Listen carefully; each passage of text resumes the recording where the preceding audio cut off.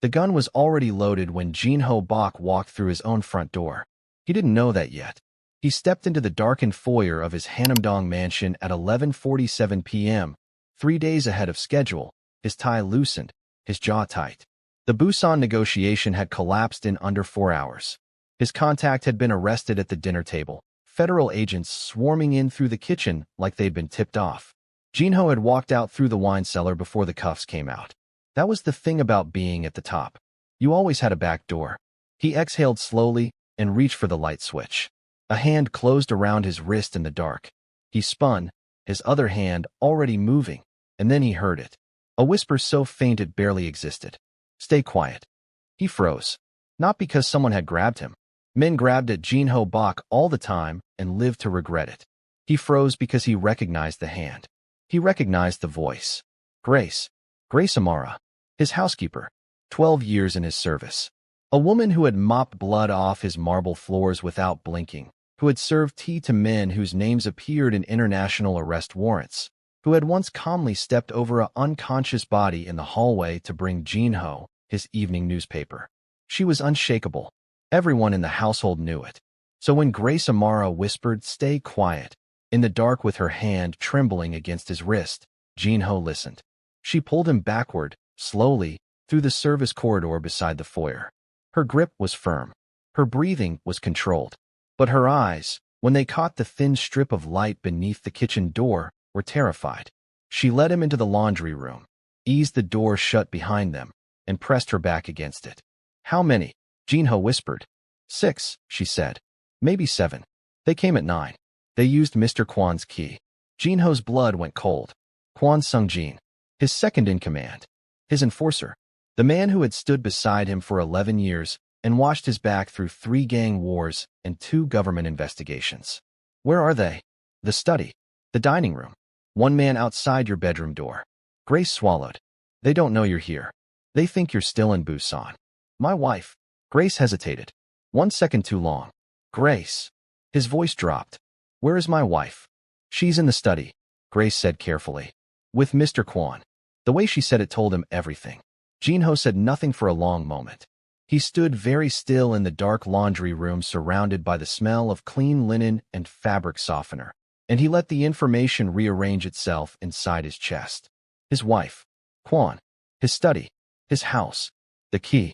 If you're watching this and you're already gripped, hit that like button right now and subscribe, because this story is only getting started, and you do not want to miss what happens next. "How long have you known?" he asked. Grace folded her hands in front of her. 3 weeks. 3 weeks. I wasn't certain at first. I heard pieces.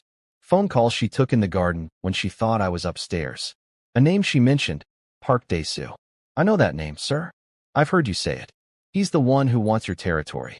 Jin-ho's jaw tightened. Park Dae-soo, the Incheon boss.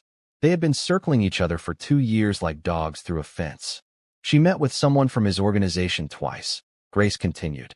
A man in a silver car. I have the license plate. She reached into her apron pocket and produced a folded piece of paper. I wrote everything down. Dates. Times. What I heard. Jin-ho stared at the paper in her hand. "Why didn't you come to me?" Grace met his eyes. "Because I didn't know who to trust. And because," she paused, "because I needed to be sure before I said something like this about your wife." He took the paper slowly, unfolded it. Even in the thin darkness, he could see her handwriting. Neat, methodical, line after line. Dates going back 22 days. "There's something else," Grace said. "Say it. They're not just here to remove you from power." She lowered her voice further. "I heard Mr. Kwon on the phone at 10 o'clock. He said the word clean. He said it needs to be clean and the house needs to be emptied by morning." She held his gaze. "Sir, they're not planning to threaten you." The silence stretched. "They're planning to kill you," Jin-ho said flatly. Grace nodded once. He stood there in the dark and breathed. In, out. His mind moved the way it always moved in crisis. Fast, cold, mechanical, sweeping emotion to the side and replacing it with calculation. 6 men. 1 outside the bedroom. Kwon in the study. His wife in the study. Park Dae-soo's people somewhere in the chain. A plan already in motion. And 1 woman who had chosen to stand in a dark hallway and stop him before he walked into it. "Why?" he said quietly. Grace blinked. "Sir, Why did you stop me? You could have stayed in your room. You could have pretended to be asleep. No one would have blamed you. No one would have even known. Grace was quiet for a moment. When she spoke, her voice was steady. For years ago, she said, my daughter was sick. Very sick. The hospital bills were more than I could earn in 10 years. She paused. You paid them. All of them. You told my supervisor to tell me it was an insurance error. She shook her head slightly. But I know what an insurance error looks like. And I know what a man deciding to be kind looks like. Jin-ho said nothing. You saved my daughter's life, Grace said. And you didn't want me to know it was you. That's not something I forget. She straightened. So no, I couldn't stay in my room. Jin-ho folded the paper and placed it inside his jacket pocket. His mind was already 3 moves ahead, but his chest, the part of him he had spent 20 years learning to silence, was doing something unfamiliar. He looked at this woman, this quiet, unshakable woman who smelled like laundry detergent and had just handed him back his life, and he felt something that powerful men rarely feel. Gratitude. Real gratitude. The kind that has weight. My phone, he said, pulling it out. I need to make one call. They may be monitoring the network, Grace said immediately. Mr. Kwon set up a signal booster in the East Wing last week. I didn't understand why at the time. Jin-ho stopped. He looked at her. You noticed that? I notice everything, Grace said simply. It's my house too. He almost smiled. Almost. He powered his phone completely off instead and slipped it back into his pocket. Do you have a phone? Personal one. Grace reached into her other apron pocket and pulled out an old Samsung, the kind with actual buttons. A burner, essentially, though not intentionally. Good, he said. Give it to me. She handed it over. He dialed a number from memory. It rang twice. A voice answered. Rough, alert, even at midnight. Yeah. It's me, Jin-ho said. Don't say my name. How fast can you get to Hanamdong? A pause. 20 minutes. Make it 12. Come to the service entrance. Come alone. Come armed. He ended the call and handed the phone back to Grace. Who was that? She asked. The one person in my organization I'm certain wasn't in that study tonight. He moved toward the laundry room door and pressed his ear against it. Silence from the corridor. His name is Baek Taeyong. He has been loyal to me since before I had anything worth being loyal to. Grace nodded slowly. Then she said, What do you want me to do? Jin-ho turned and looked at her fully. Most men in his position would have told her to hide, to lock herself in a bathroom and stay out of the way. She was a housekeeper, a civilian, someone to be protected and sidelined. But Grace had spent 12 years watching everything and saying nothing. She had documented a conspiracy in neat handwriting on a folded piece of paper she kept in her apron. She had grabbed the arm of the most dangerous man in Seoul and held on. I need eyes on the study, he said. Can you move through this house without being heard? I have been moving through this house without being heard for 12 years, she said. He nodded. I need to know exactly where everyone is positioned. How many in the dining room? How many near the staircase? Whether the man at my bedroom door is facing left or right. Can you do that and come back in 5 minutes? 4, she said. And she slipped out of the laundry room like smoke.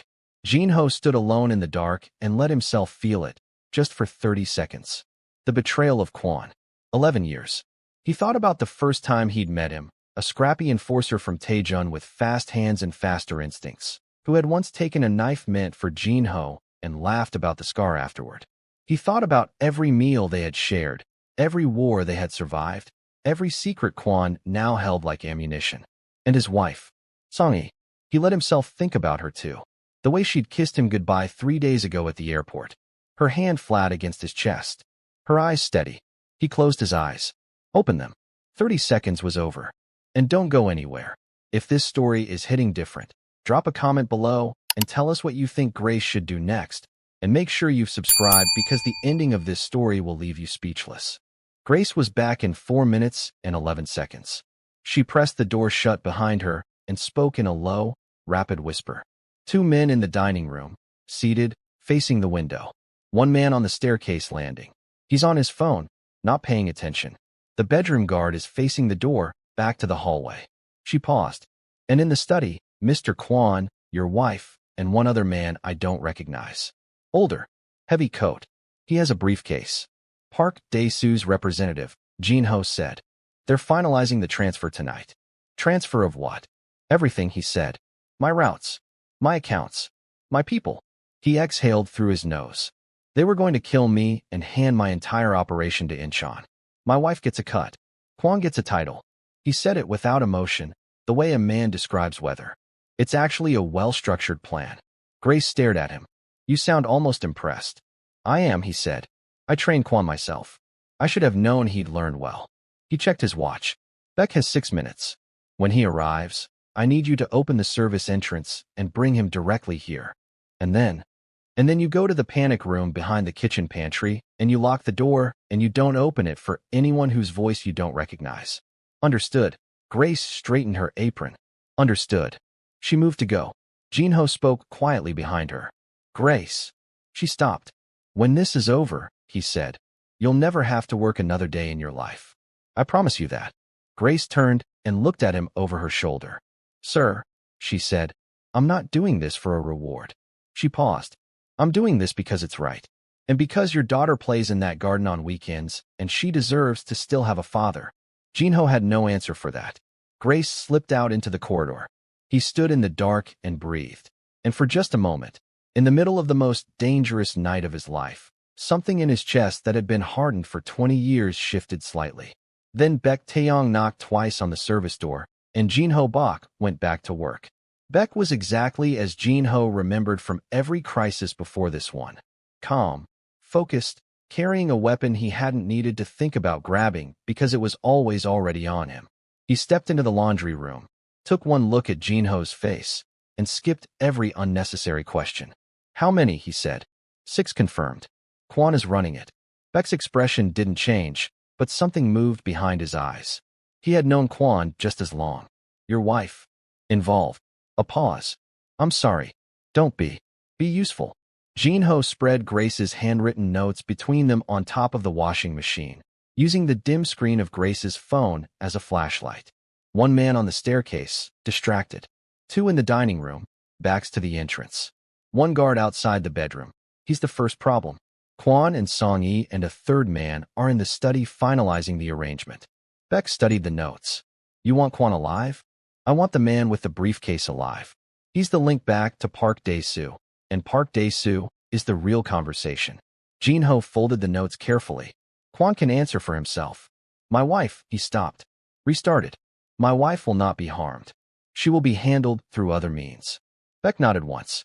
No judgment. That was why Jin-ho trusted him. They moved out of the laundry room together, through the service corridor, into the back passage that ran alongside the main hallway. The house was enormous, 22 rooms across 3 floors, and Jin-ho knew every inch of it the way a surgeon knows a body. He had designed the layout himself, specifically so that a man who knew it could move invisibly while a man who didn't would always be 1 step behind. Tonight, that advantage was entirely his. The bedroom guard was first. He was facing the door, standing stiff and alert. Kwon had trained him well, but he hadn't been told to watch the ceiling panel above the hallway alcove, and so he didn't see Baek drop down from it until it was too late. It was over in 11 seconds. No gunshot. No sound beyond a brief scuffle and a body lowered carefully to the carpet. Baek looked back at Jin-ho and held up 2 fingers. 2 minutes. Jin-ho nodded. The staircase landing was easier. The man there was deep in a phone conversation, half-turned toward the window, speaking low and urgent about something that had nothing to do with the job. Amateur. Jin-ho came up the side staircase, and by the time the man registered movement in his peripheral vision, Jin-ho had already relieved him of his weapon and pressed it to the back of his ear. On the floor, Jin-ho whispered, "Make a sound, and I'll make a decision I won't lose sleep over." The man folded without another word. Jin-ho zip-tied him with the cable from a nearby lamp and left him breathing on the landing. The 2 men in the dining room were more complicated. They were positioned with sight lines to both entrances, professional enough to have chosen their seats deliberately. But they had not accounted for the dining room's dumbwaiter, an old feature of the mansion that Grace used to ferry dishes between floors. Jin-ho had used it as a child in a different house, a different life, and the principle was the same. While Baek came through the main dining room entrance to draw their attention, Jin-ho came through the wall. It lasted less than 40 seconds. When it was over, both men were restrained and the dining room was silent again, the crystal chandelier swaying gently above them like nothing had happened. Jin-ho straightened his tie. picked up one of their radios. Listened. In the study, Kwon's voice came through clearly. The transfer is almost complete. Confirm your end is ready. A second voice, the man with the briefcase. Confirmed. Once it's done, our arrangement stands. And then Song-yi's voice. Soft, careful. The voice Jin-ho had heard reading bedtime stories to their daughter every night for 6 years. And the other matter? It will be handled before morning. The other matter. Him. Jin-ho set the radio down and walked to the study door. He didn't knock. He simply turned the handle and walked in. And the look on 3 faces in that room was something he would remember for the rest of his life. Kwon moved first, his hand dropping toward his weapon. Bak was already in the doorway behind Jin-ho with his own weapon raised, and Kwon stopped. He was smart enough to do the math and not like the answer. Song-yi stood by the fireplace, her silk robe pale against the dark wood paneling, her face draining of color in real time. The man with the briefcase sat at Jin-ho's desk in Jin-ho's chair and had the particular misfortune of looking exactly like someone who was about to have the worst night of his life. Sit down, Jin-ho said to all of them. His voice was quiet. That was always the most frightening version of his voice. All of you. They sat. Jin-ho stood in the center of his own study, in the house he had built, and he looked at each of them slowly. He let the silence do the work. Silence was a weapon that most people couldn't hold their nerve against, and sure enough, it was Kwon who broke first. Jin-ho. Don't, Jin-ho said. Just that word. Don't. Kwon closed his mouth. Jin-ho turned to the man with the briefcase. You work for Park Dae-soo. The man said nothing. That's fine, Jin-ho said. You don't have to confirm it. I already know. What I need from you is a message, and I need you to deliver it personally, tonight, directly to Park's ear. He leaned forward and placed both hands on the edge of the desk. Tell him I'm alive. Tell him his plan is dissolved and his representative is in my custody.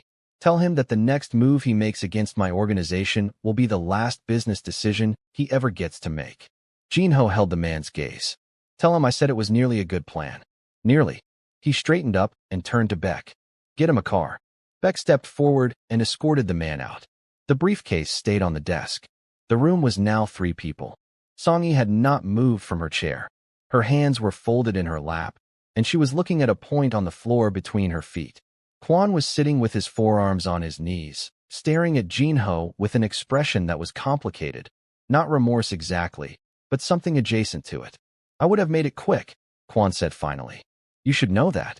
I do know that, Jin-ho said. That's the only reason we're having a conversation instead of something else. Then you understand why I made this choice. I understand you wanted more than I was ever going to give you. Jin-ho's voice was even. I also understand that you spent 11 years being the most trusted man in my life. And I want you to think about what that means, not for me. For you. What kind of man you've decided to be. Kwon looked away. Jin-ho turned to Song-yi last. She finally looked up. Her eyes were wet, but her chin was steady. She had always been proud, even now. Our daughter is asleep upstairs, Jin-ho said quietly. Song-yi flinched. Just barely.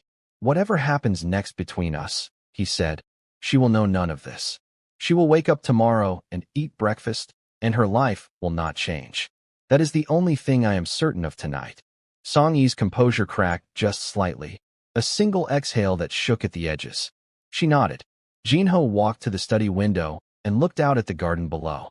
In the daylight, his daughter played there, chasing the groundskeeper's dog, picking flowers that Grace would later find arranged in small cups along the kitchen windowsill. He thought about Grace, locked in the panic room behind the pantry, who had pressed her trembling hand against his wrist in the dark and given him the only warning that had mattered. Grace, who had kept 12 years of silence and then, when it truly counted, decided to speak. Who had not done it for money or status or fear. Who had done it because a long time ago, a man who pretended to be only dangerous had quietly paid a hospital bill and walked away before anyone could thank him. He stood there for a long time. Then he took out his real phone, powered it back on, and began making calls, the kind of calls that would reshape the next 3 months of his world, that would send messages to allies and warnings to enemies and careful arrangements to people who handled the complicated machinery of consequence. But first, he called down to the kitchen intercom. Grace, he said. It's safe. Come out. A long pause. Then her voice, steady as always. Yes, sir. He set the phone down and looked at the garden one more time. Outside, Seoul hummed its endless nighttime hum, indifferent to the things that had just been decided in this room. The city never stopped. Power shifted. Alliances broke. Men who thought they were untouchable found out otherwise, and occasionally, rarely, the people who saved them were the people nobody had ever thought to look at. Jin-ho Bak had built an empire by seeing what others missed. And tonight, the one thing he'd missed had been seen clearly by a woman in a white apron who smelled like fabric softener and kept notes in her pocket. The most dangerous rooms, he decided, were not the ones full of armed men. They were the ones where someone quiet had been watching for a very long time. If this story moved you, you know what to do. Like this video, leave a comment telling us which moment hit the hardest, and subscribe so you never miss a story like this one. We post every week, and the next one is already waiting for you.